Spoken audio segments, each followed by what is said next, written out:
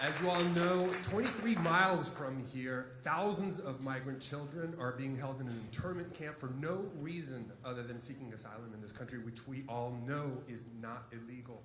The company that holds the contract there is violating federal law by not allowing sitting members of Congress to visit unannounced and by not following the guidelines set forth in the Flores settlement. I'd like to thank Mr. O'Rourke for calling a press conference at 10 a.m. in front of the detention center. On Thursday, I invite all of you there to join the witnesses who are out there daily and shine a spotlight on the horror show that happens when children are separated from their families.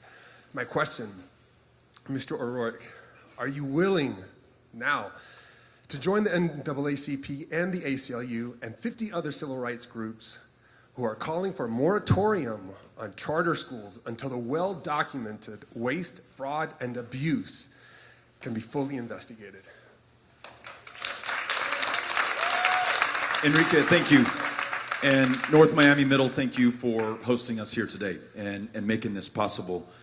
Grateful that you've elevated the plight of these children, again, who have only asked to be treated as asylum seekers and refugees and immigrants who have composed and comprised this country from our very beginning, have been treated, allowed to seek refuge and shelter and safety, and then contribute their full genius to our success as a country. We stand to be the greatest beneficiary if we will only follow our own asylum laws and our own best traditions. And so, welcome you to join us on Thursday when we are there.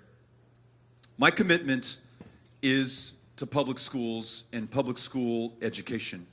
My 3 children, Ulysses, who's 12, Molly, who just turned 11 this week, Henry, who's 8, all going to the same world-class public schools that I was educated in El Paso, receiving a dual language education, which means today math may be instructed in Spanish, tomorrow in English, making the most of the largest binational community in this hemisphere, a daily testament to the value of public education for the O'Rourke family.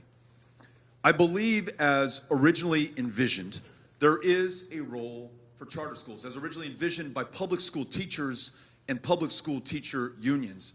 If they are accountable in the same way that public schools are, if they're held to the same standards, if those who work within them are freely allowed to organize, they could become part of the ability to innovate and share those innovations across the public schools in this country. We saw one in South El Paso, La Fe, which actually pioneered this dual language education system that is now shared across EPISD.